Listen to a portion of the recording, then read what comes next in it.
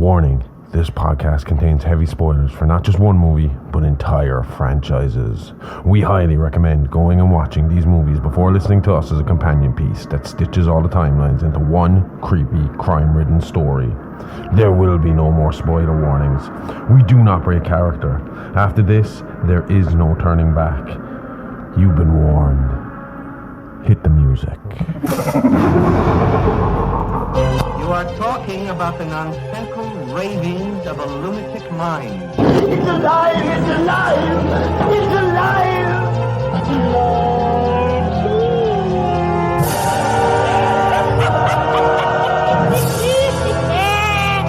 It's alive! It's alive!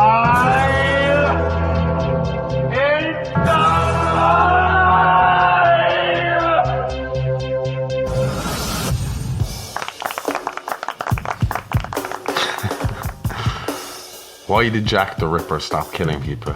I don't know. He was taking a sabbatical. There's some worse ones here. Hang on a minute. Someone once asked me how I'd feel if I was a victim of Jack the Ripper. Well, Gutted.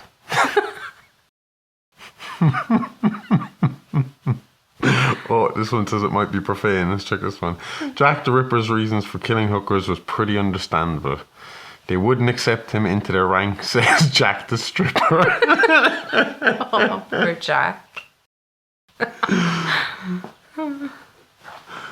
Jack the Ripper goes to a doctor with a stabbing pain. Doctor says, "Tell me more." Jack says, "My whole shoulder is sore." It's not a stabbing pain, it's a pain from stabbing, Aimee. Okay. Hello and welcome to It's Alive Alive podcast. This is a true crime, paranormal, interstellar podcast breaking down unbelievable stories that sound like they were ripped straight from the pages of a Hollywood script. I am your host, the man of many names, the outlaw Harley Ray, the bruiser Bronson, Dr. H.R. Smokenstein THC, or you can call me Josh for short. And with me as always is my very own Scream Queen, the perfect combination of beauty and brains, the Mrs. Indiana Jones, Aimee Rose. And you're going to be digging up some bones today, bringing us all the way back to Victorian times. Yeah, 1880/1881. Yeah, right. Okay, but before we go to the past, I want to go to the future. Okay. And did you see all this shit about the UFOs? Oh, yeah. That's, yeah. No, I saw it. I said it to you straight away. I knew aliens were 100% coming when America gave them PC names. When it's not cool to call them aliens anymore, they're now non-human biologics. Yeah, but I mean, like, it's pretty much, it's because, I mean, like, I went home, the last time I went home, my mom was in the kitchen and she was like, "So are you ready for the aliens, Aimee?" It's just so natural. And but I feel like everybody knows. You said it to me last, it was like, do you think they're just going to, like, fucking bring them out of the press conference? Like what, like Dave Chappelle skit where it's like, "And everybody, aliens are real, here's my friend." Yeah, exactly. No, I don't. I think like what we're going to get next is when they eventually say, "Okay, there are aliens," we'll be given photographs first. We'll be shown stills. Then we'll be shown archive footage. You know, like that Ivan ate something or other on YouTube that I showed you of the Grey, and I showed. I think that sort of shit will start getting shown to us. Okay. And then once they've shown us that enough and we know what they look like and it's been explained to us that they're not going to come and kill us, then they'll put one in front of us. But I will admit, I would feel super anxiety and panic the day that they fucking say, "Yep, they're here." Do you know, I'll be a little scared because until I know it isn't a Mars attack situation. But like, as you said, if they're here, they've been here for a long time. So once they've got that confirmed to us, I would be thinking... But then there's the other side thought that they've kept it quiet for so long. Why do they feel the need to tell us now? But anyway, for people who've been living under a rock and don't know, and this is from Sky News, non-human biologics were recovered by the US government from crash sites, according to former US intelligence official. David Kirsch said he was absolutely certain the US government is in possession of non-human vehicles. Asked at Congress hearings on UFOs whether the pilots who piloted this craft were also found, he said biologics came with some of the recoveries, yeah. He was then asked if the biologics were human or non-human. He said non-human. So that's where the non-human biologics started. Adding that was the assessment of people with direct knowledge of the program I talked to that are currently still on the program. So there's still the people working within the government in this alien fucking project. Yeah. He said he prefers to use the term non-human rather than alien or extraterrestrial. So they've said it now. We've heard it from him. He has got first-hand knowledge that the aliens do not want to be called aliens anymore. They are now non-human biologics. Don't fuck up. Don't get cancelled in the future for this I shit. have a question. When the aliens get on X, they will come for you. I reckon he's a fucking alien already anyway. They're running X because Elon Musk and these fucking space cars, they're fucking alien. That dude looks like an alien. He sounds like an alien. Him, Zuckerberg, maybe Bezos. I don't know about Bezos, but they are. If you told me tomorrow morning they were aliens, I'd be like, yeah. And then I would be genuinely scared because they will be the alien overlords that were coming for us. I think they pretty much And I up think with fire hair. Oh, I think if the three of them took over, you were looking at communism. See, I knew this would happen. You'd put a microphone in front of me, and eventually this would stop being the podcast it's supposed to be, and I'd be just like one of those ranting conspiracy guys in their basement roaring into the fucking microphone. Yep. The lizard people are coming, people! I'm not entirely sure that's not what this is going to do. So the session was held by the House Oversight Committee, which covers US national security and foreign affairs. This is pretty foreign, all right. The hearing was announced last week and amid increased attention on reported sightings of UFOs, officially known as unidentified aerial phenomenon, or UAPs. I'll never be able to change from UFOs. Mr. Gersh, who said he has not personally spotted a UAP, told the panel that he knows of multiple colleagues who were injured by UAPs, citing interviews with 40 witnesses over a 4-year period. He said he led the Defense Department efforts to analyse reported UAP sightings and was informed of the program aimed at collecting and reconstructing crashed spacecraft. So is he kind of like J. Allen Hynek in the Black Book? Must be. Blue Book. Blue books. Must be. Back to this. Asked whether the US government had information about extraterrestrial life, Mr. Kirsch claimed it was likely the US had been aware of non-human activity since the 1930s. Wow. But you can look at, right, again, what we have done in the last 100 years, and you take this 100 years out of all of time since time has begun, right? I get what you're saying. And if you presented this 100 years, you could take any other moment in time and show it to somebody else in a moment in time. They'd be like, that's cool, but that's possible. We can see how that would work.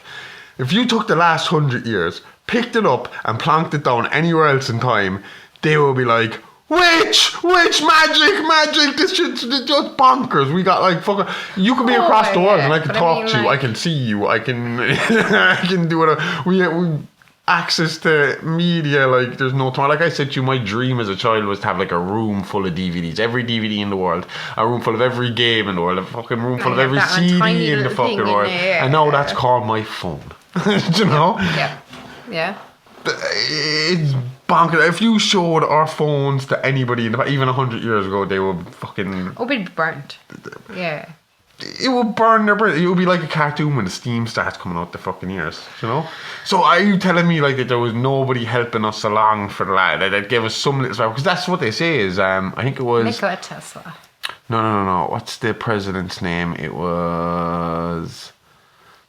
The dude, they had him in American Horror Story. Who? The guy who was in Project Blue Book, the captain, the kind of super army guy. Oh, the guy from was it Eisenhower he was playing? Yeah. Dewey. Dwight Eisenhower, yeah, Dewey. Oh, I'm thinking the other guy, you know. He supposedly met the Greys and made a deal with them. Yeah. And the deal was that they would give us technology and they could take a certain number of humans every year and do tests on them. But the deal was that the humans had to be put back unharmed and not able to remember. Okay. So that was the deal. And then they say that somewhere along the line that deal got fucked up. It didn't get fucked up, but the aliens stopped following it. I'm not worried. I'm sure they would be like Alf and Paul and they'd be my best friends and one can live here and it'd be great. When they come, we will have a third member of this podcast crew and it will be the alien. Oh, I'm up for that. Yeah. get a complete outsider's perspective. A universal fucking perspective of this crime. Awesome. Oh, see, it'll be all great. One of the tall blondes. One of the tall blondes. Or one of the greys. The Nordics. The Nordics. They're tall blondes, I think. And then we'll get a fucking, because we'll have the alien perspective in here, we will be able to then market to a wider audience of Universal. We'll be rich, man. Oh my God, we'll be killing it. Okay. For those of you that think we sound different tonight, that's because we've drank about 4 whiskeys with red lemonade. Speak for yourself. I'm actually... Hey, you. Yeah, you. You like the podcast? Want some more? Then head on over to our Patreon page, where for just €5 a month you get up to 12 extra shows in that month, along with piles of minisodes covering fun facts from the world of horror and true crime. Each week we drop multiple shows such as Real Monsters, where we look at the inspiration behind the movie killers, or Behind the Mask, where we take a look at the influential people and happenings in the world of Hollywood. All this, plus movie reviews, watch-alongs, and regular AMAs. That means Ask Me Anything. You really do get a bang for your buck. And by bang, I mean like podcast. I'm not soliciting or anything. Shit. Moving on. For just €5 a month, all this could be yours. So head on over to www.patreon.com/IAApod. That's www.patreon.com/IAApod. And start listening now. Okay, well, look, we worry about the aliens when they come. For now, let's hop in the DeLorean. Take a ride back to Victorian London. And let Aimee tell us the story. I can't fucking wait, because I've done the last 3 in a row. And that was my choice. I wanted to do the trilogy, but my fuck, there was a lot of work involved in that shit. Thank fuck. This week I just get to sit back, relax, and make comments and judgment. And then straight after we finish this, you get to start on next week's. Yeah. Well, I also edit now, because we are now... But why don't you show me how to edit? I can do that, yeah. I'm finished at 12 on a Friday. You don't look like you're confident in me. I do, I believe Yeah, you. I can show you. Brush it off. That's not what's happening here. I am fine with you editing. See his face. I am fine with you editing. It's no problem. I will show you what to do. I prefer that. It's killing me, because at this point, like, again, like to everybody else that's hearing this, we are hopefully 1 week away from launching. After about 9 months. Yep. I thought it would be like a month and we get this shit out. It's just taking a long fucking time. But yeah, so we're hoping we'll be out by next week. We're not going to say the date. No. But by the end of tomorrow, I will have 9 podcasts to edit, because I'll have the first 4 episodes plus all the stuff for Patreon. See, it's a clever plug. Where for just €5, you get loads of extra podcasts every month, every single month, and that's why I am being crippled by a workload and slowly dying, because I also have to work 12-hour shifts along with all this shit. So that's awesome. But you also get 4 days off a week. There's one day that's just sleep and recuperation. I know, I get that. Fuck. You still get 3 days off a week. And these 3 days will be spent editing. It'll be awesome. It'll be great. Okay. Oh, do you know what? We can now thank our loyal listeners, because if somebody's listening to this one, they've listened to the other 3. And they've stuck around. So thanks for sticking around, man. Okay. Let's hear this story. The doctor wants to chill and hear some Victorian shit. Okay, well, on April the 9th, 1881, a woman named Elizabeth Cree was hanged for the murder of her husband, John Cree. So, Elizabeth Cree, also known as Little Lizzie or Lambeth Marsh Lizzie, had a very hard upbringing. So I'm going to go through like her early life first, and a bit about her and why she allegedly killed her husband.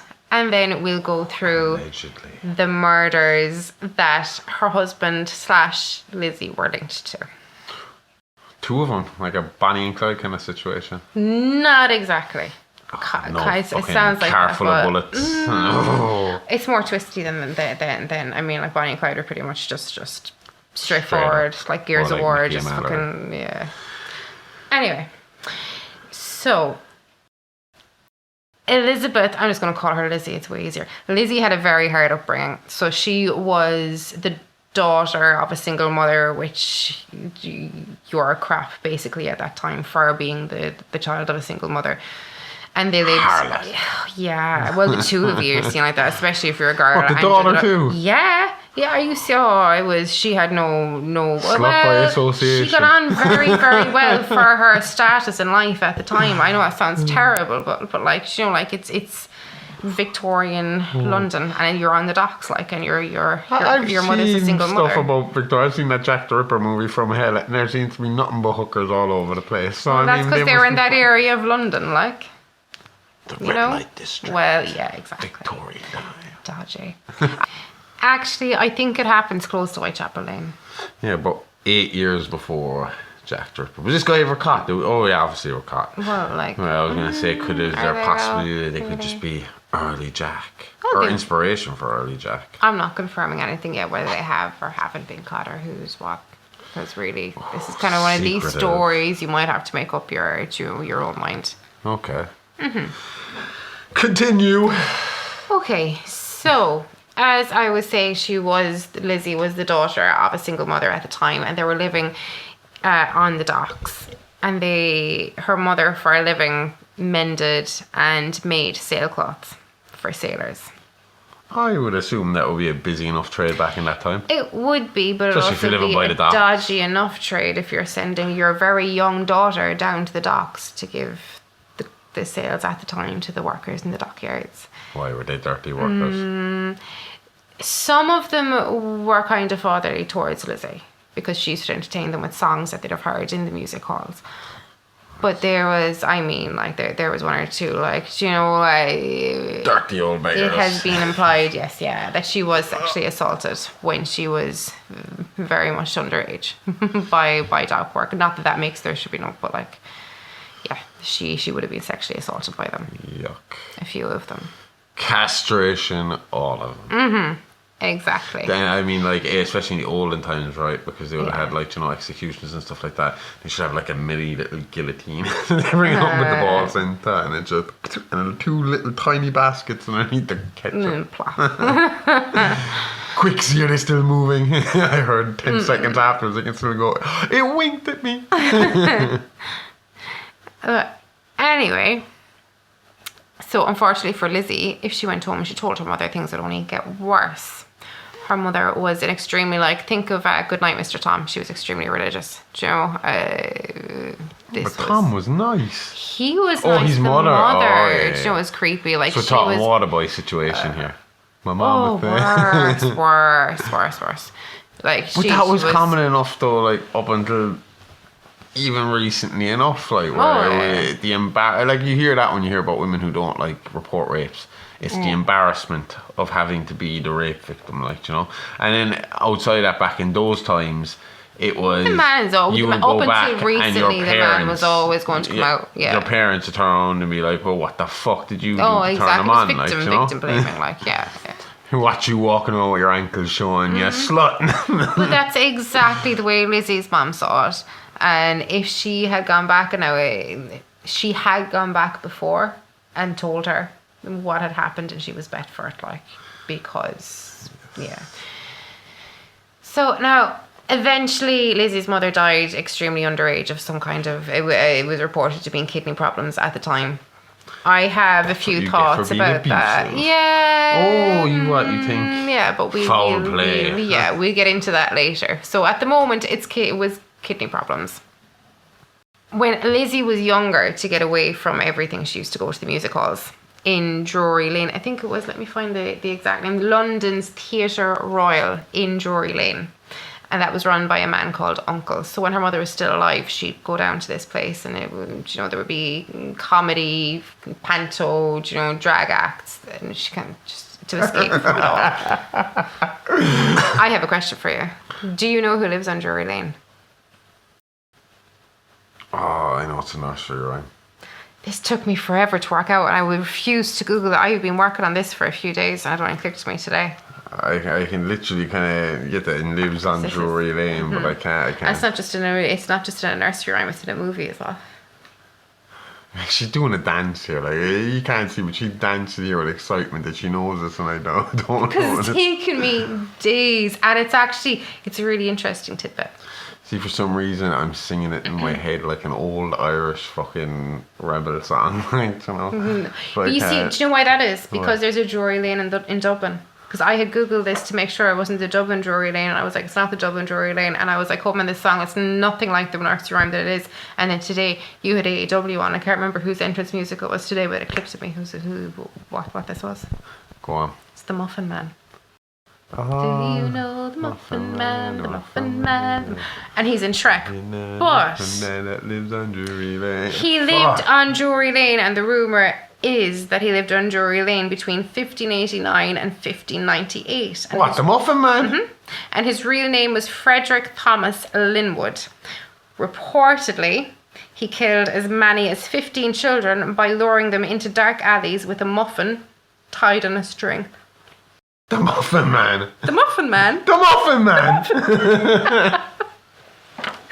also allegedly killed 7 rivalry pastry chefs with a sharpened wooden spoon. Every Irish person in the world is shitting their pants at the thought of a sharpened wooden spoon. Is it not bad enough? That's for Irish vampires. You see them coming, you get the sharpened wooden spoon and stick them to the head. Mama, no! Yeah, and you do that thing where your mother would have you by the arm. I have one hand would be holding your arm, the other arm would have the wooden spoon, and you will be arching penis up to the heavens trying to get away from this woman. It's not mad though how you could get bent over by your arm. To be fair though, right? I reckon it was a psychological thing. I don't think I got remember. it once by mistake. Sorry, Mom. Maybe I think once. You got me by mistake. I don't actually remember my mother ever actually hitting me with the wooden spoon. I remember the threats, and I remember robbing the wooden and it being spoon and getting rid waved of them. everywhere. Oh yeah, we chased around the fucking house with it. But I don't remember ever actually getting hit with a wooden spoon. So, I mean, so our parents didn't physically abuse us. They just gave us terrible PTSD when it comes to cooking. Do you know the way Mexicans go on about their moms and flip-flops? Throw the flip-flop at them, yeah. Yeah, I think that's the way Irish people are with wooden spoons. The Americans got it worse. Where you would go cut a switch. Go out and literally go out to the tree, cut a branch off and bring it back to me. And if it's too small, you get twice as much of a whooping with it. I'm just going to point out that up until 40 or 50 years ago in Ireland, it was legal for a husband to beat his wife with a switch that was no thicker than his thumb. Go away now with that. Fucking lucky.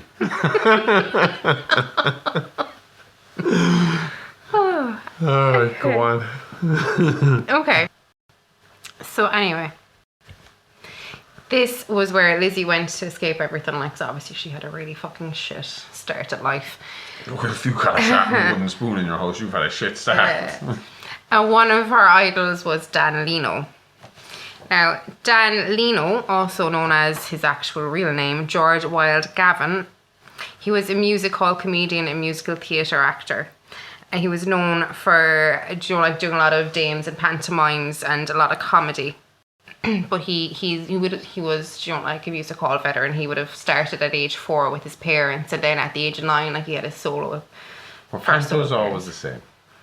Or was it like back in those days where people were like, it's behind you? When I was younger, we would have done a lot of pantos, like, like the family, like every Christmas. But what stood out to me when I was researching Dan Leno was we did it one year, and it was not Aladdin, it was Dick Whittington. No, it was Aladdin, sorry. And my dad was Aladdin. But there was a dame in it was Dame Twanky. And I actually came across a picture today of Dan Leno dressed as Dame Twanky, which I thought was pretty cool. So he was also did Mother Goose. And I mean, like, just this year, just past, Ian McKellen played Mother Goose. in a panto in London. I would have seen your dad as a genie more than Aladdin, to be honest. No, my dad was Aladdin, and he sang Garth Brooks, the dance. He also kissed another woman on stage, which was cool. I didn't see it, but I remember me and my cousins were asking my mom about it, and she was like, "Oh, it was just a kiss." But then it was on like the video that you get, like, you know, like afterwards of it all recorded, and it was a very kind of like 1940s, like. Your dad froze that still and just kept playing it over and over again. No. He also sang "You Got a Friend in Me." That was fun. You got a friend. Wrong fucking movie. That's What? a Toy Story song. Yeah, I know, but you see, the whole point of pantos is you don't sing songs from Aladdin. Does you bring Aladdin them all not in. have enough songs? No, but you see, this isn't Aladdin. I've This never isn't been to a Disney Aladdin. panto. A panto. Oh my God, Josh! It's not.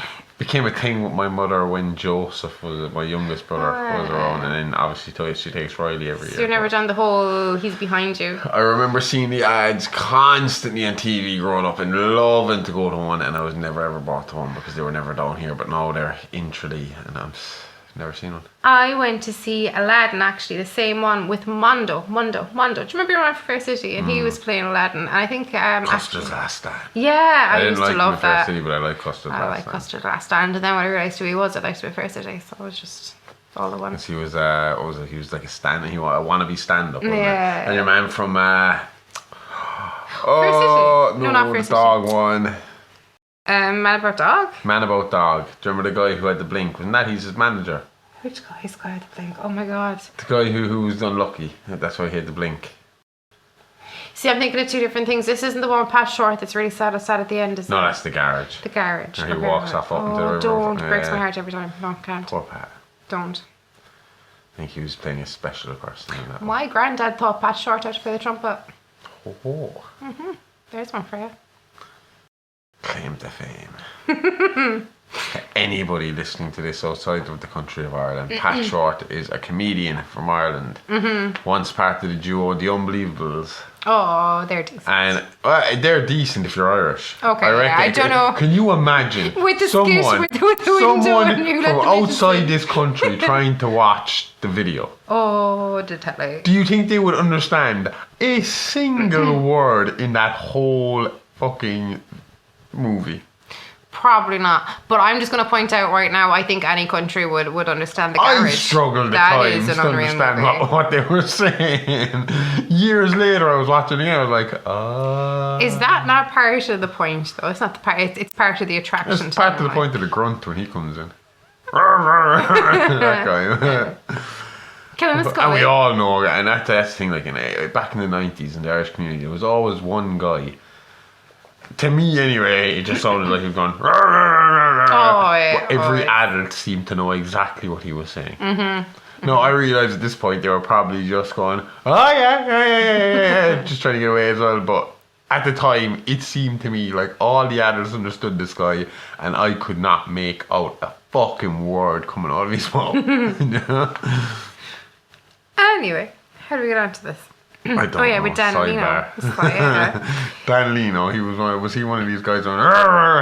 No, he was very. Proper The dames and pantos is what we want. Oh yeah. But he was. Pantomime.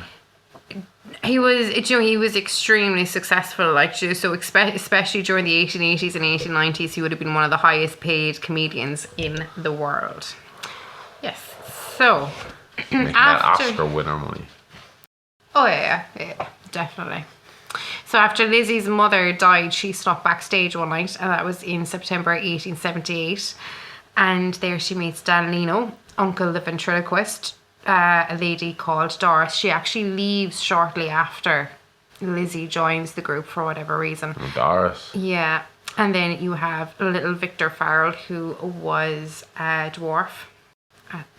Okay, that's okay. So I was going to say, if a guy's called Little Victor, he sounds connected. I think you need to be careful around Little Victor. But if he's Little Victor sounds like he could be part of the right one. What's the right word? Well, you can't say the M word, Josh.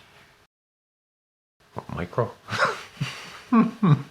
The other MI word. Followed with the letter after C. But I don't like that word. I'm just saying that right now. Why is it little person? What is the... No, and this is genuine, not me slagging. Yeah, What's no, the genuinely you politically see, I correct don't use... I thought that they preferred... Fun size. Fun size person. Let's move on. What's wrong with... I caught Roach fun size only like 3 hours ago. Oh God, but that's okay because you and Roach are basically like, like Arnold Schwarzenegger, Danny DeVito. So Yeah, Roach would be delighted with that analogy. It's alright, buddy. I'll take one for the team. I'll be Danny. I like Danny. Yep. The term person of short stature, little person, and dwarf are commonly used in the United States to a person with a medical condition called dwarfism. So because the medical condition is actually called dwarfism. Okay. I don't know. That's what I'm getting from it. Maybe I'm wrong. So please correct me if I am wrong. Please. Please correct Josh because he's not going to listen to me. And she also met there... in the theatre, a woman called Aliens. They're only supposed to be like 4 foot as well. Can I call them fun size? Fun size Nope, friends. we're going to call them non-human biologics until we are told otherwise. What? Okay, go for it. Sorry. So she meets little Victor, who was a Fun dwarf. size Victor. Little Victor, who happened to be very small, and Aveline Mortimer. Aveline, I'm not too sure how to pronounce it, but I don't really care because she was a bit of a bitch, so I don't really care. Maybe it's Aveline. I'm just going to call her Aveline now because I'll have to sing her name every time. Aveline Mortimer. So she was a bit of a bitch, to be honest. And like from the minute Lizzie got in there, like she was like mean girl plastic to her. So part of that fact is part of the reason for her being absolutely awful to Lizzie is because Lizzie was actually a better performer than her. But also a man called John Cree started to develop feelings for Lizzie. Yeah. Now Aveline, I think she had a bit of a friends with benefits kind of thing with from what we get of it, it's just John Cree, but from what I get of her, it's probably friends with benefits situation with everybody. Let's be honest about it. There is never... Ever a friends with benefits situation where one party doesn't have that turns into a fucking solid good relationship. Oh, this had the potential to. Genuinely, this had the potential to, and I'll get into it, but I might feel a bit sorry for John Cree and Aveline by the end of it. So, but even though she was a bitch, so the first time. Lizzie started hanging out, like helping out backstage first. Then eventually she was there to do a tiny bit of drama on stage. Very, very tiny bit, maybe like a line here or there. And her first line on stage, Aveline sabotaged it. Because John had a thing for Lizzie. Jealousy. Yeah. Now the thing with John and Lizzie was Lizzie came across as very innocent at the time, and John saw her as the kind of girl that should be looked after and shouldn't be in the music halls because they had kind of like a bawdy reputation. So he was a bit of a pedo. No, Petey. no, I don't think he was a bit of a pedo. I think he was just as in he saw her as cultured, as in kind of like an innocent girl. Wasn't streetwise. Exactly. Yeah. Even though he hung out there. Yeah, that's it. And there's a bit more that would kind of play into that, but we'll go into that soon. Not too long. But so Aveline being arranging Thunder see you next Tuesday to Lizzie was the least of her worries. So Uncle, he was the ventriloquist that she had met backstage, and the owner of the theatre, and little Victor were pretty much awful to her. Why was he called Uncle? I think it's a bit of a pervy name. I thought the same thing. It does not give off the best of... Yeah, it's not great at all. I don't think I could call somebody that wasn't my... I can't even call my uncle. No, we're on pretty much first name basis. Like, it's... Yeah. The only thing I do think of is... The Indians call a lot of, their higher, like older, like elder women auntie and stuff. She has in our reservation dogs. They're all the women are auntie. That's it. Yeah, well, that's Native Americans. So that, and I think of the Boondocks with Uncle Ruckus. But is he actually their uncle? No? No, he's just Alright. Uncle Ruckus to everybody. I didn't know that. I thought he was their like granduncle, but he was just like known as Uncle No, Ruckus. he's just a random crazy guy. I think Uncle Ruckus is just his name in that show. We should try and turn Roach into Uncle Ruckus for the lads. Because I mean, like, he's not their actual uncle, but he's always like Uncle Roach to them. Like, Oh, he's already that. We don't need to make him like pop an eye out. yeah, but I mean, like, they're grandkids when he's like that age. Act like an absolute racist lunatic. Oh, don't do that. That's what Uncle Ruckus is.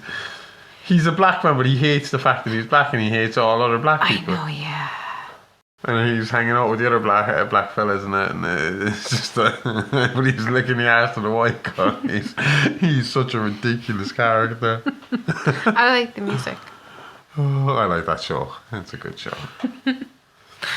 So anyway, Uncle, the ventriloquist, we have no idea why he's called Uncle, used to make Lizzie pose for nude photos and actually beat him for his sexual gratification. Creepy uncle is what they should have been calling him. Creepy Uncle. Now, there away from was the uncle. kind That's what they of should have called rumours him. backstage kind of flying around that Lizzie kind of enjoyed it. Not the Each their posing own. for the nude photographs, but the With beating him. Oh, it's their own. Yeah, which we're kind of playing later to... No, but I mean, like this, from what was the rumour at the time, was it was pretty hardcore. Each No, their yeah, own. each to their own, but it would kind of play in later to other things. In my head. Now, I'm not king shaming or anything, but like... Yeah. And little Victor, he Did used she to call sexually... him Uncle Joey? I really don't know. I don't think there was any witnesses to it, just kind of rumours. But yeah. Little Victor, on the other hand, he had been known for sexually assaulting pretty much fucking every I female. thought you were going to say that Victor was going to be involved in this. I was going to say that would be the most fucked up thing. I get everything. This girl being whipped by Uncle and little Victor. Yep. Okay, it's honesty time. We have a confession to make. We suck at socials, no good at Insta, can't send a tweet or an X or whatever that super villain looking motherfucker is calling it now. Stick to your space cars, Elon. But we know you want to chat. You want to be kept updated. You want to be alive all the goddamn time. So we're getting down from the antisocial soapbox and giving this a try. So come chat to us on Insta and Twitter at AliveAlivePod or hit us up by email at itsalivealivepod@gmail.com. We want to hear from you. Tell us what you like, what you don't like. This is a project. It's still a work in progress and we just want to give you more what you like and less of what you can't stand. So give us a like, give us a follow. We'll always hit you back and we'll always try to reply to everyone. So come say hi. We don't bite. Well, at least Aimee doesn't. And she keeps me well fed, so you got nothing to worry about. Now, back to the show. Okay. Where were Anyway, little Victor we? Moving on. used to sexually assault pretty much everybody. Oh, well, fuck him. I'll Backstage. call him what I want then. Right, well. Stick it up your ass, little And Victor. one night, You little shit. he gets a bit... Now, it's not confirmed he got handsy, but from everybody at the table that night, what went down was... Now, at the table, you had Aveline, John Cree, Lizzie, little Victor. There was one or two others from the chorus, and they're all around a table. And they're all talking, everybody's drinking, you know, everything's fine. And next thing, Lizzie jumps, and little Victor gets shitty with her. Okay. So, yeah. But John, from what... And I think it was... obvious to everybody what had happened underneath the table from what had What happened underneath the table? what I had just said, that he pretty much sexually assaulted every female. Hold on cast one member, minute now. If remember? little Victor is sitting next to this woman, Yeah. surely everyone would see little Victor reaching for the area he was going, because he is little Victor. He got short arms. Whether he's going downstairs or upstairs, the guy's got to reach. Yeah, and I'm just Unless saying, he's, I'm like, just a foot. going footwise, right, in which case you're a nasty little fucker, little Victor. I'm not happy Anyway, with you. there is a bang under the table can't be friends. after she jumps, and John Cree then, straight as flash, offers to walk Elizabeth home. So the next morning, little Victor's found dead at the end of the stairs. Oh my god. Yeah. little Victor. So it's seen as an accident at first. Now, there is rumour of foul play, but he's known for his drinking as well. So yeah, he's found dead at the end of the stairs, and then Uncle, a while afterwards, is found dead in his bed. Natural causes? Possibly. I'm saying he could have been poisoned. I'm just putting that out there now. That's not natural causes. That's not natural causes, but possibly natural causes. Maybe poisoned. That's just what's in my head. But again, we will go into circumstantial evidence. Or is I want to throw it out, Your Honour. Objection. Badger. Defamation of my character. Defamation Not my of whose character, character? of my client's character. Shit lawyer. Objection, Your Honour. Defamation. Case closed. I'd love to do that. I would love to become a solicitor. What does it say? Case closed. How did you know to do that? I know. I actually think it's a thing. I learned that from The Simpsons because that's when I was taking the piss out of them a minute ago with like a lot. But can you imagine how the judge would react? I think there'd just be a minute of you went silence to college while he's for trying about fucking to go 10 through years just so you can walk in on your first day and be like, case closed. You're disbarred. Get off my Totally worth court. it. Oh, fucking hell. My parents would be so proud of me. So many sidebars, you keep getting lost. I'm sorry. We were... Oh yeah, Uncle died. And yeah. And you were trying to sue me over it. No, I wasn't. I was trying to just protect his character. He's the one that's fucking He was dead. into a bit of BDSM with He also made her, literally forced her to pose for nude photos. Okay, right. She enjoyed the beating him, but maybe that's because he made her pose for nude photos. I don't get your logic here. No, that's not my logic, but I'm just saying maybe that's part of it, but I Okay. know what my logic is, which will become apparent later. Which is enough. Yes, exactly. So then shortly after, Uncle actually owned the theatre. So in his will, the theatre then was left to Dan Leno. So he got like even richer again and owned a whole theatre company. So he was on the pig's back. And everything turns out roses for Dan Leno. And I really like him. So I'm happy with that. Okay. I really like Dan Leno. I don't know a whole pile about Dan Leno. No, the more I read about him, the more Anyway. Dan Leno got the thing. Dan Leno, he inherited the theatre, and John Cree professed his undying love to Lizzie, and they got married. Ooh. So Aveline was obviously really shitty about that again. But then as soon as she was married, obviously it was just for protection, because she actually hired Aveline as a maid and encouraged her to be sleeping with John so that she wouldn't have to go and sleep with John. So she didn't like him at all? Not really. So kind of makes you wonder how she drew him in. See, I don't understand how people do that. Back then I do. Now I don't. Back then I do. Back then I think that for a woman where she came from, how else was she going to get further in the world? When you stop and think that you only have one life to live, yeah. How the fuck do you make the decision to live that entire life with someone you do not like? I mean, you and me, not to be bragging about it or anything, but if we have to leave for 10 minutes, the other one's going about fucking I'll miss you. You know? And when I go to work, I realise half the time I don't want to be at work is because I want to be at home with you. Oh yeah, no, definitely. So it's like, in my head, and because I saw with my parents, they had such a good relationship, and then all the relationships in my family were pretty fucking good relationships. Everyone was mad. All the husbands and wives are mad about each other, you know. And the ones that aren't broke the fuck up. Yeah. They didn't stick around together. They moved on and found relationships that made them happy, you know. And I'm good with that. I think that's a positive thing. I always said that to you. I was like, when we first started going out, I kind of pointed out, before we knew we were absolutely fucking going to be glued to each other for life. It was like, you know, if we got to a position where we were fucking just despised each other, I'm not going to do the whole staying together for the kids thing, because I think that's worse for the kid. Oh yeah, definitely. That's going to fuck the kid up. Why? He's not going to know how a relationship should work if you're watching the fucking parents just hate each other all the fucking time. Yeah. If you're in that position, split up. Let your kids see you in two positive relationships where you're happy with your partner rather than fucking staying together and hating each other. Now, again, we're lucky in that position. We're 10 years in and we're fucking going strong. Oh, yeah, definitely. So, now, I will point out, in Lizzie's case, I think it's because she's a narcissist.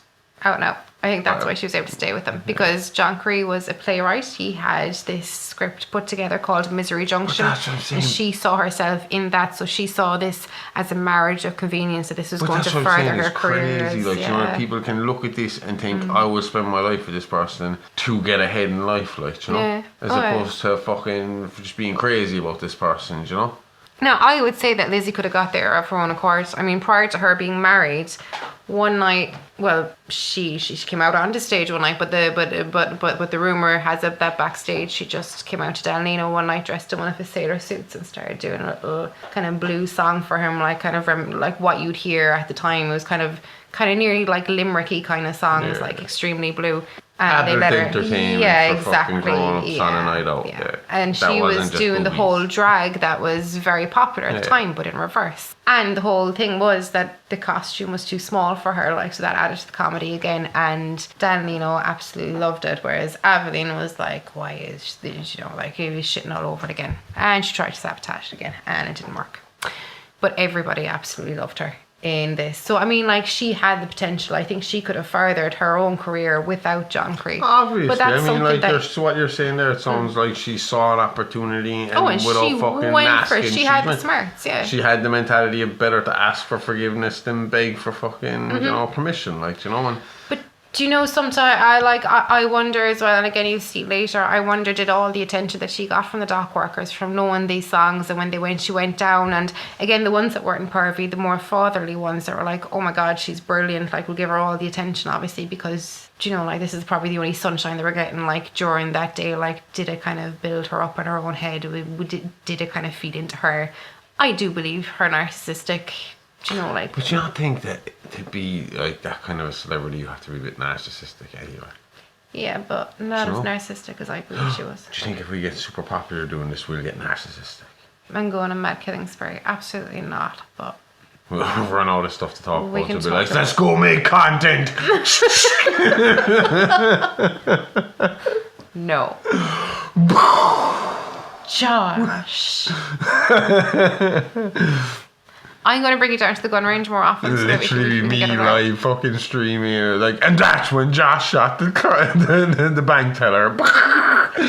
Aimee then bagged up the money, Aimee. The story's going. This sounds a lot like Dog Day Afternoon, so I think we should change it. We should. No, the bank teller doesn't get shot, does he? No one gets shot. I They love bar that the two movie. fucking guys. That's shitty, yeah. Poor Fredo. I know, Twice. Yeah. 2 movies, and then he dies again. And then he dies in real life. That's heartbreaking. He was with not Gwen Stefani. But What's her? Gwen. he has been what's her in- name? Gwen Stefani. It's not Gwen Stefani. Not Glenn Close. It's a G. It's a G. I have a clue. Meryl Streep. It's not a G. Good job. Thank you.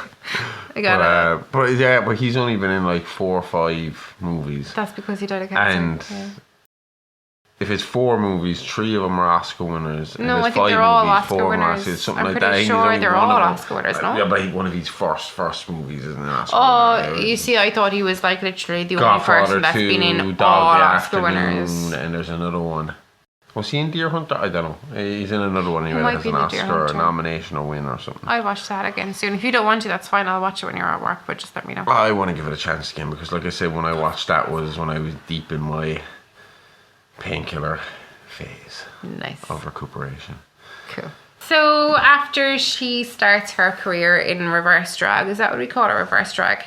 She's basically a drag king at the time. Yeah, it's not reverse drag. It would be drag queen. Drag king. You're still in But I've drag. heard the term reverse drag before. I just don't like it. I don't That's think not it makes- reverse drag. Reverse drag is just reverting back to normal default, isn't it? No, You're because reverse drag- You've just no. went from man to back to girl. because drag, that term originates in the Victorian music houses where drag dressed as girl was literally dressed as girl. Like, Joe abbreviated to Is there a DR, specific AG, word for which is drag, dressed as girl. cross-dressing is a man. Drab, which you do not want to be drab. I'm just saying no, but I'm saying dressed as boy. Yeah, Drab. Is that what drag means? Holy shit! Just explained it to you, and you just went Dressed kept as a talking, girl. and now it's Holy the pennies seconds after Fuck. dropping. Hell. Good 30, 40 seconds. I never knew. I thought the penny was going to drop, and I was like, he's obviously heard this before. Okay, well, that was no need. Yeah, dressed as a girl. Yeah, fucking hell. No, never, ever did I know that. So it was from about this time, if not a bit earlier, that you'd see that written in the sidebar as a script, and it'd be dressed as girl, drag. So that's why I'm saying That reverse makes drag would have to make 100% sense, like, yeah, because it's not you're dressing as a girl, you're dressing as a boy. Yeah. Okay. Okay.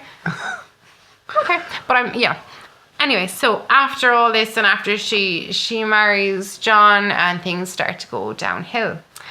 And part of the reason for that is because John is working on his play Misery Junction, and obviously she wants to be part of this play to further her career because she sees it as a big dramatic piece. And it's basically a retelling of her own life. Yeah, there's not much to say about it, other than that was very poorly received. Loosely based on real events, kind of thing. Yeah, it wasn't great. There's It's not like much about that. What's his name? What's the guy that got in trouble for sex stuff? He played the general. The general. Oh, House of Cards. Oh, American Beauty. Kevin Spacey. Yeah. It's like Kevin Spacey's version of ordinary Kevin Spacey play the general, like our general. Ordinary no decent, way. Yeah, ordinary decent criminal is what it's called.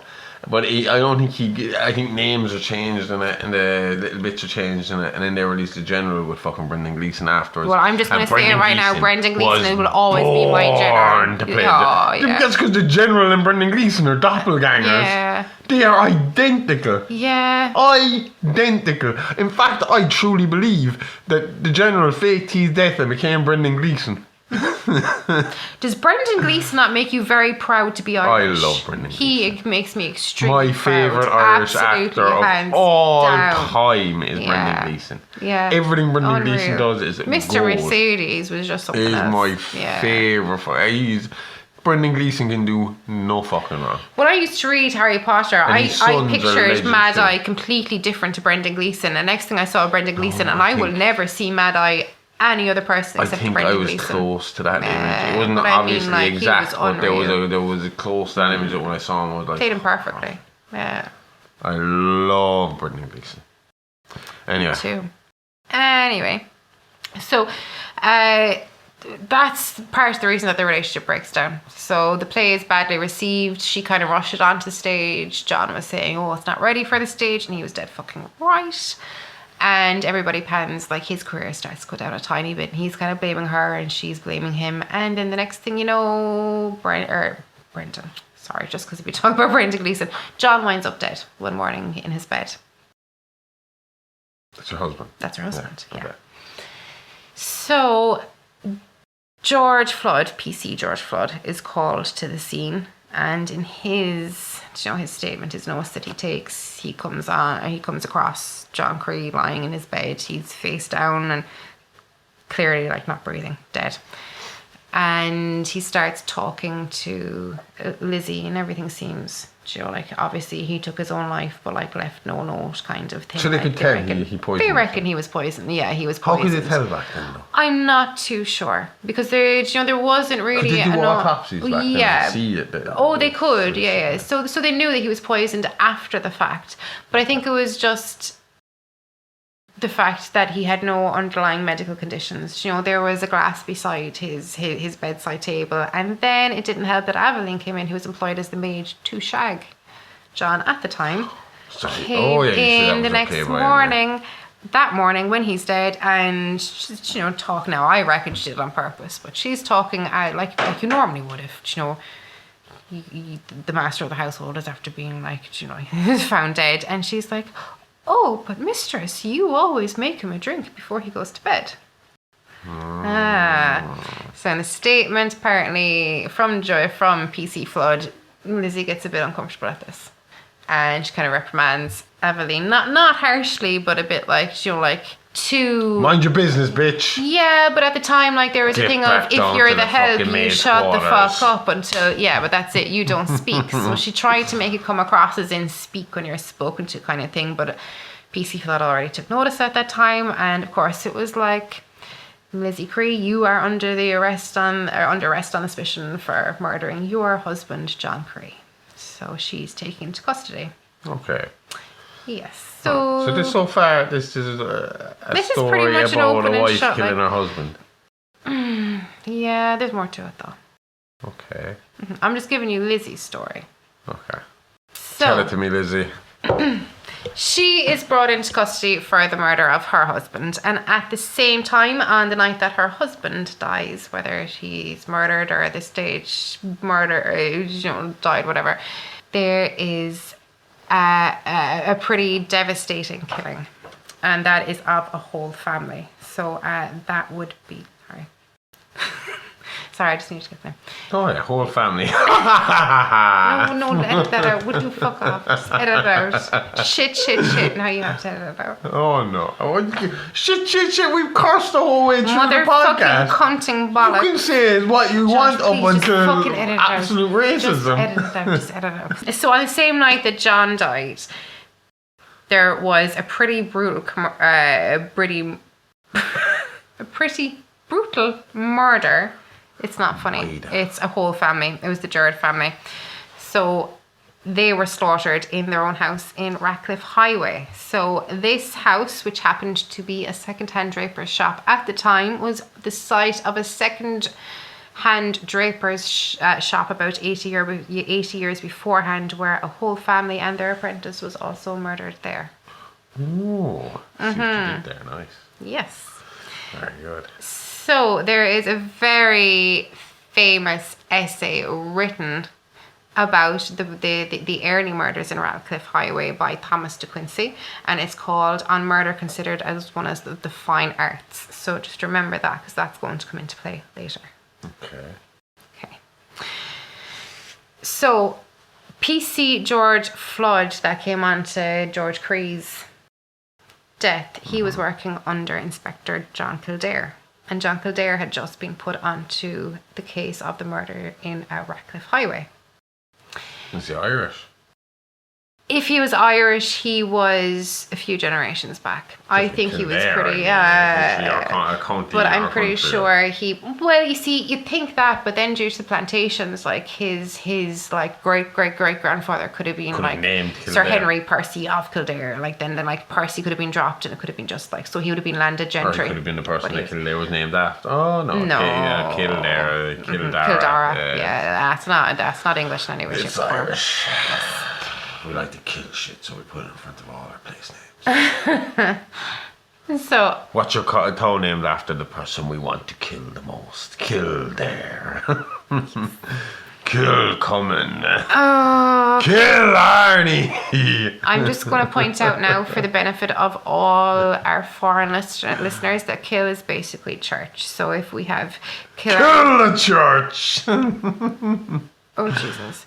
So if we have Killarney, which is Kilorna, it's the Church of Arnie.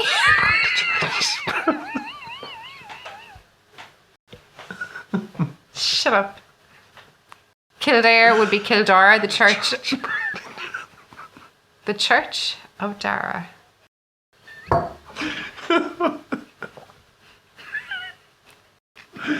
Oh, fuck. Anywho. Don't play us backwards either, because I don't trust him. Oh, I'm definitely doing that. I'm going to record me saying it, play it, reverse it, and then put it on a second track quietly in the background of every fucking podcast. Hello then. So anyway, so while Kildare is investigating these murders that are very extremely reminiscent of the Ratcliffe Highway murders, he is led to a reading room in the library in the British Museum. So here he finds Thomas de Quincey's essay, the one that I had just mentioned, on murder considered as one of the fine arts. And he finds an account of the last few murders of this man that has become known as the Limehouse Golem, and one of the murders is the Ratcliffe Highway murders. Okay. Yes. So they reckon the Limehouse Golem could be the one that did the Ratcliffe Oh, they're pretty much certain at this time. And if you want to know what the Ratcliffe Highway murders are, and you're curious and you think it'll help you figure out this mystery, then head on over to our Patreon. For €5 a month, you get a shitload more. At least, like 3 extra podcasts a week, and one called Real Monsters. And that one is our companion piece to this. Yes, it is. Where we talk about similar crimes to this. Yes. And the Ratcliffe murders is this week. So go check that out. Yeah. It's gorier than this as well. So I like that. Yeah, that kind of describes the murders in detail. But. Okay, go for it. So the diary was found by Inspector Kildare, and basically it has an account of some murders in it. So the first account is the murder of a young prostitute called Jane Quigg. And the account from that is a bit, it's a bit unsettling. So he accounts, I took her eyes out in case my image had been imprinted, and washed the blood from my hands with gin in her chamber pot. Hold on 1 second. Yeah. In a time with no fingerprints, no forensic No, evidence. they had fingerprints. They don't really have They had good- fingerprints. Yeah, well, look. They didn't have like computer systems that could mash them up instantly. They'd be at it for days. They but have had fingerprints. forensics. They They don't didn't have fingerprints, forensics, no. sorry. This dumb motherfucker decides, do you know what? Let's write the evidence down for him. Let's give him the evidence. He wrote it down. Yeah. Be like these days being like, you know what, I'm going to put this on Facebook Live. Again, there may or may not be a motive for this being written down. Okay. So then there is a second account of a murder, and this is the murder of Solomon Weil. I want to make it Wail. So Wail. Whale, maybe. Whale. So I'm pretty sure it's Hebrew. Well, it obviously is Hebrew. So he is a Hebrew scholar, and his murder, there's not much said about it, but it's his murder that actually lends the name to the Limehouse Golem. So in Jewish legend, the Golem is an animated, anthropomorphic being that's entirely created from inanimate matter, usually clear mud. So according to Moment magazine, the Golem is a highly mutable metaphor with seemingly endless symbolism. So it can be a victim or a villain, a man or woman, or sometimes both. So over the centuries, it has been used to connotate war, hope, community, isolation, and despair. So tell me if this is insensitive, but I'm thinking if it's something bad and you can't put a name on it, it's a golem. Like, is that what they're getting from it? Maybe. Not too sure, but Simpsons did it. So if you don't know what it is, go find it. Just go on YouTube, type in Simpsons Golem, and you'll figure it out. Mm-hmm.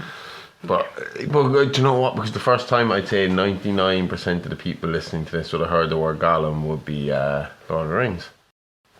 Yeah. Well, yeah, probably it's Golem. Kind of, I suppose, like the idea of a Golem is to look like that.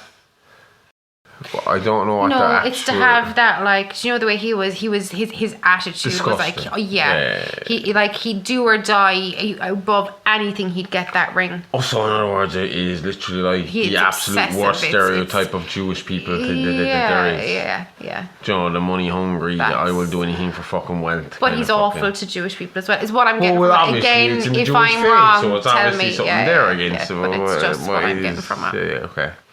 So then... And again, in case, just to protect in case ourselves, you're wrong, just tell us. We live in Ireland. Yeah. I have never in my life met a Jewish person. I've met one Jewish person. Never in my life have I met a Jewish person. They are not in this country, so we do not know. We're not being insensitive. We just do not understand. It's mad. We are ignorant, not insensitive.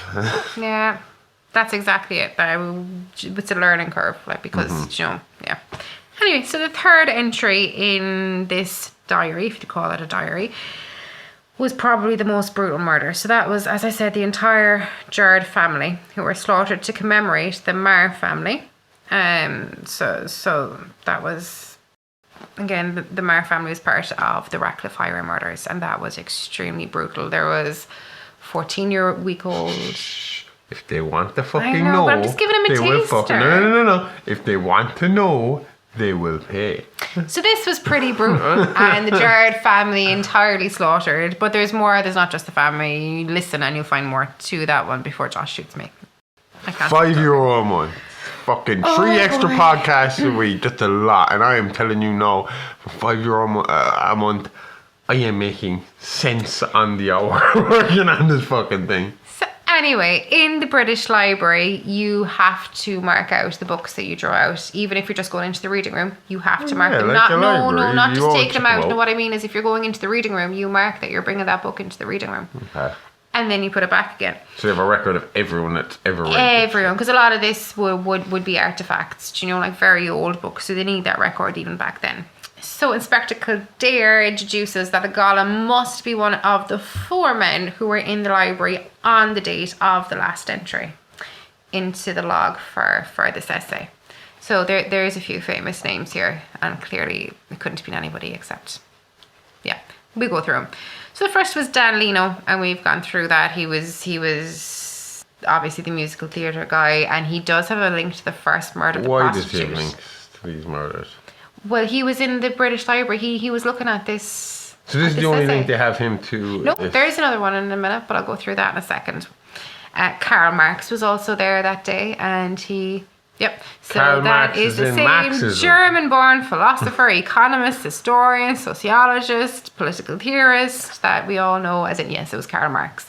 Now, he got shitty when he was asked for his handwriting because of the fact that a Hebrew man had just been killed, and he was Yeah, seen but this as, was before it was taboo for Germans to be killing fucking. but this was seen as an attack on him, like. Why did the Germans hate fucking Jewish people that long? It seems like there's a lot of them there. Really? Yeah. Oh, there is. But you see, It seems like it's I mean, like when they kind of had the whole Nazi thing, it seems like there were so many of them there that I would have said Jewish would have been the primary German religion, like at the time, would it? Or close to it. possibly. But I also think that would be a very interesting conversation for another podcast Okay. because we're running on so long. Yeah, we're going 80 minutes now. Alright, keep on. No, I don't mean it like that. But I mean, I totally get into it. But just like bonus episode for Patreon. There you go. Got it in. There's George Gissing. I don't know if you know who George Gissing is, but yeah. So he was an English novelist. He's not super famous, but he's famous enough.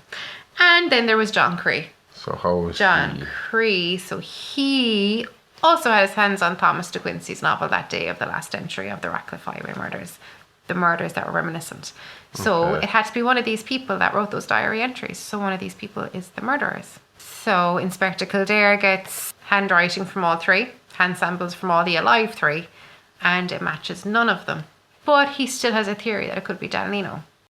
And the reason for that is that into the prostitute's gown, the prostitute that had been killed, there was a label belonging to Dan Leno sewn into the gown. So it was identifying the gown as his. So it was his dress. It was his dress.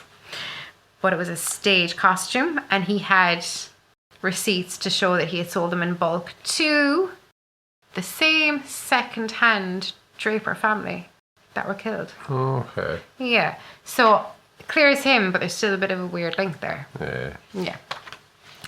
So as they had already discounted Dan Leno as he had an alibi for the prostitute's murder, and obviously his handwriting didn't match, neither did Karl Marx or George Gissing's, so obviously it must have been the Limehouse Golem, and the perpetrator of the awful murders was John Cree, according to Inspector Kildare, John, on basis on the part So of the remind me deduction. again, what murder? How many murders does the Golem have? So there's 3 in the diary, but there's actually 4. So Alice Stanton, I'm not too sure. She was a prostitute that was murdered by him as well. You have Jane Quigg. So she is the prostitute that's murdered, that has her eyes removed because of the whole Wild Wild West theory that she put the eyes in upside down, and there is your image. Which I was. Oh, he was afraid that if they looked Yeah. into the eyes, they'd be able to see his picture. Like. That's it, like, which was a real fear in Victorian times. And you have the whole Gerard family, which was basically the exact same killing as the Marr family, which we're not going to get So you're talking too about much 4 into. deaths. About 4 deaths, yeah. It's a whole family. So how many I'm is not too Germany sure got? if their 6, apprentice 7? was killed also. Yeah, coming up towards 7. Okay. Yeah. Now, I'm not going to go too much into the. And they reckon John Cree that they were his. Officially, yes. Okay. Officially, yes. Yeah, because of If you're obviously going by the book. Going by the diary, it had to be John Cree. Going by a few other rumors and maybe a bit of eyewitness testimony. Going by the book is John Cree if you're a renegade. Yeah. Mel Gibson type. Mel Gibson, Pelican Brief with conspiracy theories. Yeah. But no, not even that far. I really believe this is a possibility. But Okay. anyway. So at the same time that John Kildare was assigned to the case of the Ratcliffe Highway murder, or of not the Ratcliffe Highway, the murders that were reminiscent of the Ratcliffe Highway murders, and he was investigating all that, he was also following the case of Elizabeth Cree while she was standing trial. So she first came to trial in January 1881, and the trial lasted for about 4 months. She was basically, because of her standing in society where she came from, she was dragged really badly by the prosecution. Why did it take 4 months? If she was low down on the totem pole, because she still had money. Open and close. Oh, okay. Yeah. So again, that was her whole She was reason still for able to marrying John afford Johnny Cree. Cochran. That's it. And Inspector Kildare took pity on her when he heard of how bad her upbringing was when she gave testimony to the court, and when he saw how badly she was treated by the prosecution, and he wanted to help her. And was she claiming any abuse from John Cree? Yes. Yeah. So So that she was was, saying I he still have to beaten get her there and yet. everything, No, not beating her. He did rape her, but that was basically, as in her own words, when, again, this is speculation now that we know this is something that John Cree, that Inspector Kildare said to his colleagues. So what he would have said to PC Flood, that she, if you remember, she set up the whole thing with, you could sleep with Aveline, the maid. Mm-hmm. That she didn't want to sleep with him, but the way he saw it was, I don't ask you for much else. I give you a career, I give you money, you're going to fulfill your womanly, your wifely Well, back in that duties. day, he would have gotten away with it anyway. It But wouldn't have that's been it, rape, it would have but just been his wife. it wouldn't have been, but in effect he did rape her, and that was how Inspector Modern Kildare saw it. standards, it was rape. And again, for Inspector Kildare was a man that was far beyond, he was a man before his time. Do you think she was just like, what is it? Is it asexual? Is that the one where they don't like anything? No, I think she was extremely narcissistic. And it was just as in She couldn't. So she was fucking herself. She didn't give a shit. I think she got off on being adored. That's the thing. I don't think she was asexual, but I think she got off on people absolutely fucking loving what she did. Just sleeping with groupies and that's it. Yeah, I think that would have made her happy. Whereas he might have started out like that, but I think John Cree saw what she really was like, which we're going to go a lot more into. Oh yeah, so again, she told Inspector Kildare that in effect, and as Inspector Kildare saw it, that she was raped by John Cree to fulfill her wifely duties. So I suppose, that would have probably been something that stuck with her also. So he set about trying to prove her innocence, seeing if there was some way that he knew she was going to get the death penalty. There was no escape of the fact when he saw how badly she was being treated in the court, which she was back then, like. There was no really. If you killed someone, you were found guilty, you were dying. That was it. They were always going to get the person that did it. You're not going to get a life. There's no such thing as a life sentence back then. You're just hanging. No, there was, but it would need to be something like she killed this person because she was saving other people, or she killed this person, then you would probably get a life sentence. Well, but if it was just, but you see, this is the way Inspector Kildare was looking at it. Is there something here that we can, plead for her that she is not going to be hanged in the morning? And according to PC Flood, he may have. And something that corroborates what PC Flood had said later in her life, a long time after John Kildare had died, is that on the morning that she was due to hang, she was given an hour's stay. Nobody knows why she was given an hour's stay, but it is documented that she was given an hour's stay of execution. Now, according to John, or to Inspector Kildare, it's easier to differentiate between the two of them because his name is John also. But according to Inspector Kildare, he had suspicions that Elizabeth Cree was the Limehouse Golem. Yeah. That she had perpetrated the murders. And again, a big reason for that is because he could see her narcissistic side. Why was her husband accused of him? Oh, because just the handwriting. Because The handwriting.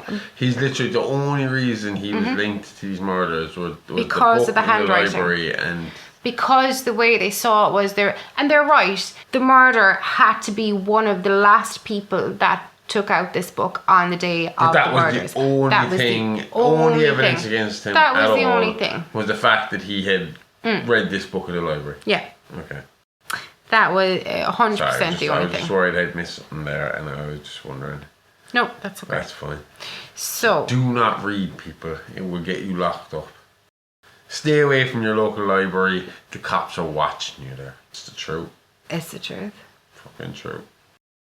So, according to what Inspector Kildare allegedly recounted to PC Flood, was that Lizzie was the Limehouse Golem, and a huge motivation for her, again, is what I was saying with her narcissistic tendencies, and it was 100% a revenge motive. Basically. So she knew all these people and she wanted revenge on him for some reason. Yeah, so I'm going to tell you why. Okay. And what, she got the husband to rent out the book for her? Nope. I will explain that too. It's all to come. So the revenge motive that she did have was when she adapted her husband's unfinished play, Misery Junction. As we said, that was extremely poorly received. Extremely poorly received. And for someone, as you have pointed out, to commit their whole life to this person for no love whatsoever, and she had done that because she thought this play was her route to stardom. Someone with extremely narcissistic tendencies is going to hold a grudge against everybody that did not adore her in that play when she had come from a place of absolute fucking stardom. Unless you had a ticket stub for this play, you Nope. were her enemy. Nope. You didn't come to the play, you No. must die. No, it was her Or way you of criticised getting her. revenge was that she would show them that she was truly an artist, and she would turn the whole of the Limehouse area into her stage. So everybody So would she be saw looking her at her. murders as art. It's one of these exactly like one of these serial killers that you'd she see was in the a newspapers now that wants Rada. to be known, wants to be, I killed these people and I put them on the media. Because Exactly she like saw that. everything Yeah. she did as a work of art. Yeah. And she was So like, when fuck she, it, if like, you're not going to posing like me her on the body, she stage, was like, you are look what going I've to... done. Exactly. That's exactly what it was. Okay. PC Flood wasn't privy to all the information that Inspector She'd Kildare say had. PC Flood, and I'd be honest with you, all I can picture is like British fucking kids shows. I was like a child. Do you want to know like something when we were, better? like, when I was sick and I was at my nan's because my mom was at work and I was at school, and she put on like the children's channel for me, TCC, for those who remember. You are old like me. Aimee with me right here cannot remember the children's channels. TCC, she cannot remember, and she's only 3 years younger than me, and that fucking freaks me out because this was a huge part of my childhood, and she acts like it never fucking happened. Never happened. It's TCC like Pirate happened. Cove. Look Pirate the fucking Cove, up. that's what you were looking at. But whenever I hear PC Flood, I just literally think of like a show on TCC. I'm telling you now, you missed out on a fucking part of your fucking childhood by losing out on TCC. TCC was like, you know, the way the lads have CBeebies. Mm-hmm. That's what it was for us, and it was awesome. Do you know something better? My granddad's urologist. I don't know how this relates to kids' TV, but go ahead. I know about Flood. He's a urologist, and he used to get a great kick out of it. And I'm just going to say, Dr. Flood was actually a urologist in the hospital in Limerick, but he used to love to tell people that his urologist's name was Dr. Flood, and it actually legitimately was. Okay. I think that's good. That's exactly the reaction that he'd be open to get. He would love to touch that, to tell you that. Hey you, wanna be the coolest horror nerd at the party? Then come check out our new line of merch at teespring.com. We got t-shirts, hoodies, hats and mugs with new products being added constantly. Support your favorite podcast by wearing the merch. Post your new gear on Instagram and tag us for 10% off your next purchase. That's www.teespring.com/It's Alive shop. Make your style alive today at teespring.com. Teespring.com is a third-party company. All issues, questions, and refunds should be directed to them. It's not our fault. Why are you screaming at me? It's my first day. Fucking quick, get your own fucking t-shirts. back to the show. But anyway, PC Flood.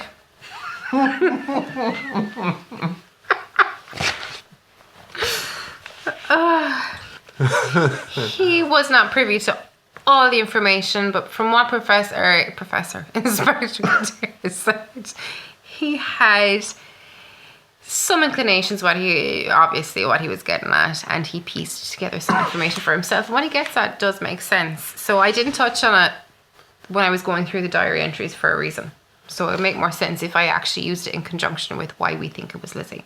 So the account of the murder of the Gerard family, which was identical basically to the Ratcliffe Highway murders, quote basically from the diary. Ratcliffe was a tour de force, and as an actor may take home a programme as a souvenir, so I returned with a blood-soaked shawl belonging to the clothes seller's wife. The next night, fearful of discovery, I ventured to destroy it.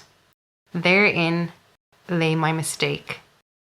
There were no questions asked, no recriminations. I believed a homemade punishment may be planned for me instead.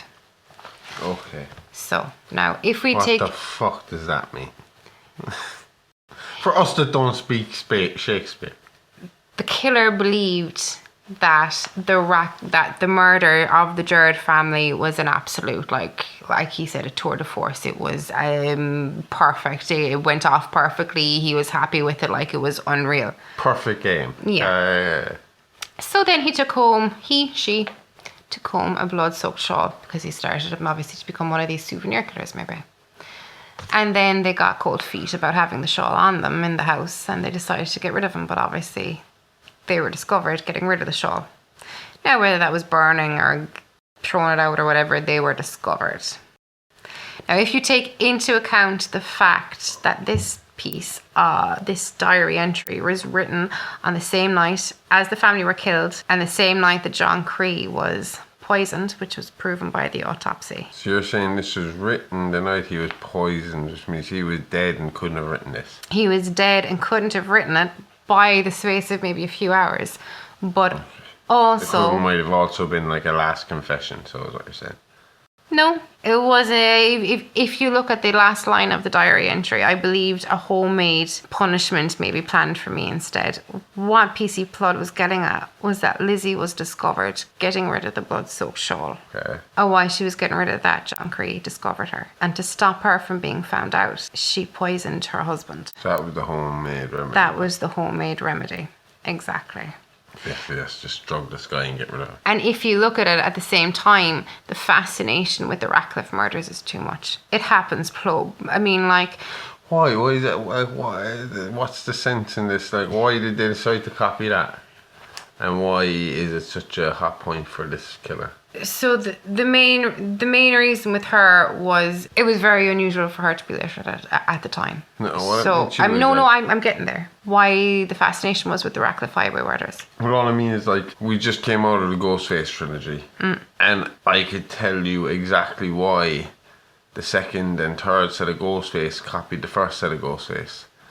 Why is this person copying the Ratcliffe Highway murders? Because Ratcliffe Highway murders shocked. There was about 180,000 people that turned up for that funeral. So it was like Nancy. It was exactly like I said it was to turn the whole Limehouse area into a stage, which is exactly what happened for the Ratcliffe. Like the second massacre, where basically Nancy wanted to use she used the mask that her son wore to get the fucking the people going again, and then did the live show for everybody and stabbed this woman right in front of everybody and got away with it, and that was kind of. I mean, I don't think she was. It was the publicity.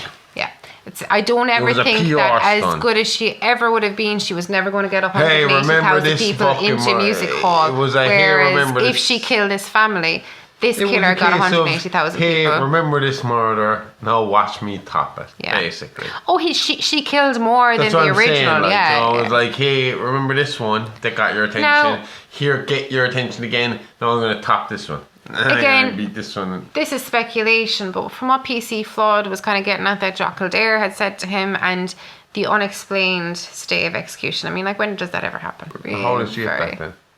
But that's it, like, we are not sure how she got that, like.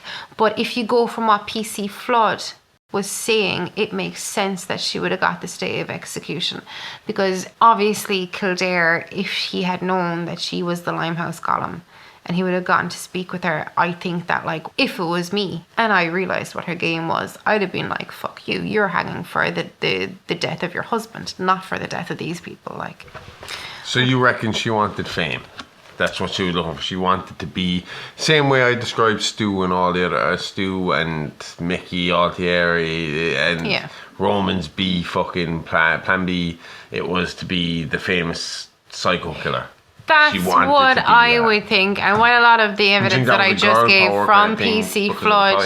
Do you know, at the time where women would have been second class citizens, do you think that was a kind of a power play of, look at me, I'm a woman and I did what you thought a man did and I fucking killed all these people, fuck you? Yes and no. I think it might have been a very, very small part, but I think I think like a huge thing of, like, it is completely taking the sexes out of it, that like it was like a, I'm going to kill all these people and I'm going to be a better entertainer than I ever was on the stage. It was solely an entertainer. To her, it was literally solely an These people are looking at her. These people are not even adoring her, but talking about her. Like, she's famous. Everybody knows her. Like, and a lot of what I've been talking about so far from PC Flood has been kind of like, oh, well, she said this and she said that. But a major thing, again, now this is PC Flood saying that PC Flood said this, but according to Inspector Kildare, he went to her cell and he asked for permission to obtain handwriting from John Cree, from something in the house that had been there, that they could 100% identify him as the Limehouse Golem, to make it look like, oh, you're the Limehouse Golem, so you're my husband, but I'm going to kill you, so maybe I'm only going to get life in jail. Mm-hmm. Now, I don't know if it was as brazen as this or if PC Flood was just embellishing. But apparently, as Lizzie was writing this permission slip that you have permission to go through my husband's belongings and get through this, that instead of writing, you have permission to go through my husband's belongings, it was, I am the Golem. But, yeah. Now, according to Kildare, the handwriting was identical. But when he caught on to what PC Flood had been saying, he was basically like, on my side, what I had said. Fuck this. Do you know, she is not dying as, the person that killed this many people. John Cree is going to be the murderer and she is going to be the person that killed Is John that Cree. not a fucking shitty thing to do to John Cree, who goes down, instead of being a fucking playwright, is being a serial killer? Just to stop this woman from getting recognition of being a monster? I get you, but how do you... I understand their mentality at the time, but right now I'd be like... Right now, John Cree is famous from it, from maybe that was something he wanted. Because now we know she's the killer. We don't know that she's the killer. Officially, on record, John Cree is the killer. I think that's quite sad though, because I think going from Lizzie, in another life, she would have been an amazing role model for any woman. She would have, like, she came from a lot, like, that would have taken a lot of guts and balls. So what do you feel? Do you think it was definitely her? Do you think the husband could have had anything to do with it? Do you think he was partially to it? There was the two of them. Do you think... What's your opinion on this? Well, I think that the fact that Aveline testified that she made the drink for him every single night, it was concluded that there was poison in the drink, and then there was a lot of testimony. I mean, like, she was pretty fucked up from childhood. You know, she was one of these people that I don't think really. So what? Sorry, you kind of stopped there halfway when you were saying it. Yeah. She was making the drink every night, but this particular night she did not make. No, she didn't make the drink that night. She made the drink the night before John Cree's murder. Aveline made the drink every night. Aveline testified that Lizzie the wife made the drink every single night. And then Lizzie was like, I don't know if I made the drink last night. John might have made it. And Aveline was like, no, you do it every night. Was making the drink every night, except for this one night where Lizzie, for whatever reason, I don't know why Lizzie clung to that. Lizzie insisted that she would make his drink every single night. So I reckon this was all planned from the start, because of the fact that she insisted on making his drink every single night. Insisted and made a point of insisting that. Hold up a minute. Every night we go to bed, we have a cup of tea. You make my cup of tea. You insist on making my cup of tea every fucking... Look, my name isn't Lizzie, because that wouldn't happen. Send help and burn the churches. I was just about to point out that this is the same guy who's telling you to burn the churches. People in Norway, don't listen to me. There's enough of that shit over there, please. Burn the churches. I'm just going to say it right now. When you say it like that, you sound like you're on about Santa. Anyway, I do think it was Lizzie. I think that she was fucked up from childhood. Who wouldn't fucking be? Like genuinely. I mean, like everywhere she turned, she finds the life that she wants to leave. She's fucking sexually assaulted there. She gets married. She's raped there. But she eventually dies for the murder of her husband. Rather than every other murder. And what was the case? Like the build up to her execution was there. You said there was like that stay. Oh yeah, there was an hour stay. There is no. We officially on record there is an hour stay, but there is no indication of why there was an hour stay. None. There is no rumor. Nothing. Only what we have to go from PC Flood. When you look at the psychology that we know now, the psychology of murderers and how things come to be, when you really look at Elizabeth, it had to be her. Suppose you'd never know. You'd never know. And you know what's really interesting? Actually, a year afterwards, Dan Leno actually put it together. It was a slightly tweaked version of Misery Junction, but it was called The Crees at Misery Junction. And again, it was about the killing of them. How did that do? That did alright until the part where Aveline playing Lizzie was supposed to get hanged and the harness wasn't working properly. So then she got hanged actually on stage. So the real woman, the actress got Aveline died, yeah. So she John's mistress. Yeah, that's it. So she died, and then Dan Leno took over her part for the night. So what we can say is one of the two of them was the Limehouse Golem. One of the two of them are the Limehouse Golem, but I know as a woman that it was Lizzie. Lizzie or John, one of the two had something to do with this. You reckon Lizzie? It does sound like Lizzie. I am saying now she admits to it, so I mean, you see, she is, according to Inspector Kildare, she admits to it. Well then, we'll have to stick with that, I suppose. I don't know. What do you think? From what I've talked about. Hopefully coherent. Well, I mean, like, fucking, if I was, like, a jury, you're looking at me and you're saying, at this point, the evidence against John is he read a book. The evidence against Lizzie is she admitted to it. So, I mean... Oh, sorry. No. Another point is she could have signed herself in as John Cree. Well, I was guessing that was being from her wife, drag, like, at the time. No, but not just as, because she was well able to pass off as a man. But you know, from her drag see, I didn't even think of that. My mentality was because of the time. That realistically, if you were signing into something as official as the library, and you were going as a man, but then you were definitely a man. But you're married, you're probably going to sign in as your husband. Your husband's probably going to be the one to have the account, and you would sign in because you're his wife. You count as the next person under, like. Then you would sign in as Mrs. John Cree. It's the same way as Princess Michael of Kent is Princess Michael of Kent, even though she's a princess. Anyway, that's all I was thinking. But, no. It's a valid point. But from what you said to me, I mean, obviously, again, he is accused of reading a book. She admitted to it. So I mean, if you're saying who think did it?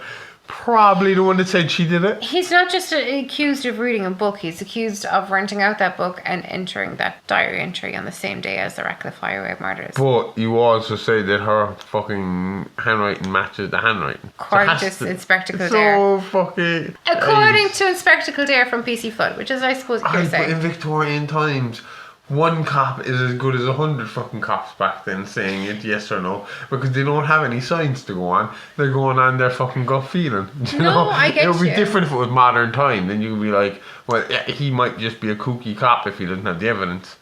But when you're going like 100 years ago, when they had no forensics, and they had nothing but their hunches and their witnesses and maybe a fingerprint. Definitely a fingerprint. You kind of have to go with like, alright, well, if he said it, then he's probably right. Like, you know, this guy's probably going to be good at his job. And again, if the accusations are the evidence in front of us is this man has never actually been accused of anything. No one's ever actually came forward and said this guy's a bad guy. But he rented this book where he read this book. He did rape his wife, though. I mean, I remember up until 1980. It wasn't illegal in this country. I was about to say that's 20 years ago. My God. That's 40, oh my God. Did you just say that was about 20 years ago? We're now in 2023. I know where I am. 43 years ago. I know where I am. Yeah, I didn't really go into any of the murders tonight. I think there was too much to get through. Actually, like, do you like to actually like talk about how people were killed and their brains thrown all over the shop. But again, that's for another podcast. And if you want to hear that podcast, you just got to pay €5 and go to www.patreon.com/IAApod. Anyway, again, it is 3 a.m. Motherfucker, we had a night shift now. You know, if we were like on a radio station, we would be to be honest, we would suit the night shift. I think we would. It would I be don't like think metal it's music a bad and idea dark, to bring deep us in at 9 o'clock in the stories. morning because I don't think the 9 o'clock crowd would like us. I would fucking love that job. I'm telling you now, if this podcast thing eventually ends up with like Radio Kerry saying, "Oh, do you want to do 12 till 3 a.m. every night?" I'd be like, "Yes!" If they could We were going to play nothing guarantee us but some Alice metal. Cooper We're appearance, I going would to say play like yes. 70s and 80s rock, and we're going to talk about fucking serial killers, and we're going to have fun. It's going to be awesome. Okay. Josh is gone, you don't gotta worry about it. Dr. H.R. Smokenstein is back in the house, and we are finished. I'm done. You done? Yeah. Okay. See you Bye. next week when it's my turn again. Thank you. Love you. Bye bye. Hey lady, I love you. Bye.